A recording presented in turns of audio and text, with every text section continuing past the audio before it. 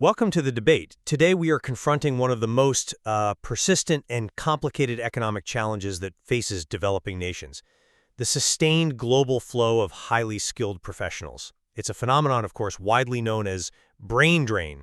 And this movement raises some really profound questions about equity and development strategy. So the central question we have to address is this. How should experts weigh the overall impact? Is this migration primarily a catastrophe of lost human capital, or is it an engine of, say, global talent optimization and necessary long-term restructuring? I hold the position that emphasizes the arguments for global efficiency and the, systemic benefits that can arise from this dynamic flow. And I will be presenting the opposing case, focusing squarely on the substantial and I would say undeniable arguments against this trend. My perspective highlights the immediate, very tangible institutional damage and the loss of state-subsidized human capital that the source nations suffer, a cost that is rarely, if ever, truly compensated. When we analyze this flow, I think fixating only on the word loss is analytically a bit narrow. This movement often represents an optimization of scarce global talent, placing highly trained individuals into research environments where their marginal productivity is, well, maximized. And crucially, the outflow fuels these vast diaspora networks. We shouldn't just mention remittances generically. The high-impact insight is that these funds often shift capital allocation, generating a significant multiplier effect in specific source communities, supporting infrastructure or small enterprise creation, often beyond what passive foreign aid can achieve. That assertion, though, fundamentally misreads the data on net impact. While the theoretical potential for remittances exists, sure, they are overwhelmingly directed toward consumption, not national investment. And they certainly don't replace an entire medical faculty.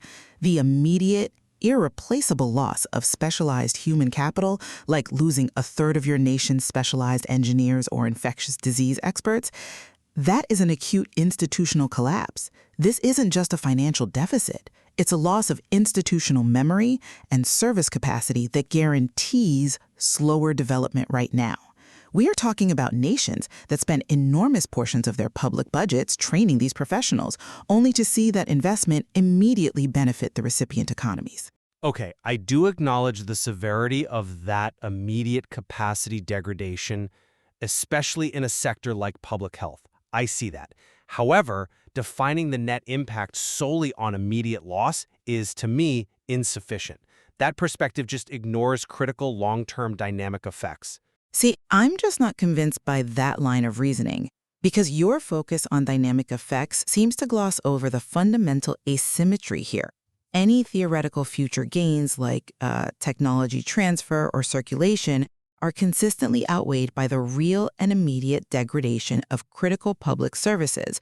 When a developing nation loses 30% of its specialized staff, its ability to improve institutional quality simply collapses. The theoretical increase in global knowledge creation, which you mentioned, well, that just means a spatial reallocation of talent to the largest global economies. It does not mitigate the guaranteed present institutional weakening in the source nation. Well, we have to broaden the economic framing to account for global output. When a scientist relocates to access world-class research infrastructure and funding, the global innovation output undeniably increases. So we have to assess how this global benefit weighs against the localized cost. And this is a key point. Sustained talent outflow can actually force critical institutional restructuring in the source nations. When, say, 60% of your nurses leave, it creates intolerable political pressure to address the poor public sector wage parity and the working conditions that drove the migration in the first place. It can catalyze necessary reform that might otherwise never happen. That sounds like a very long-term wager on pain. You're proposing that we should rely on institutional shock to force reform, rather than addressing the structural inequalities that allow developed nations to perpetually underprice and, frankly, poach highly skilled, publicly trained labor. That structural dynamic is an anti-development mechanism. We need to be focused on policy levers that address the short-term crisis caused by subsidized expertise flowing to the highest bidder. Our discussion, I think, clearly highlights the difficulty in establishing a true metric for net impact I still maintain that arguments emphasizing the potential for global efficiency, the economic multiplier of diaspora networks, and yes, the pressure for internal institutional reform compel a more nuanced interpretation of this global flow. It suggests it is not purely detrimental. And I remain convinced that the arguments against the trend, the ones that highlight the immediate, tangible damage to essential national capacity and the critical economic loss of state-subsidized expertise, remain the most significant and, frankly, the most urgent factor in this global evaluation. The complexity of the global migration of skilled professionals clearly demands continued rigorous evaluation of both the arguments for and the arguments against the trend. Thank you.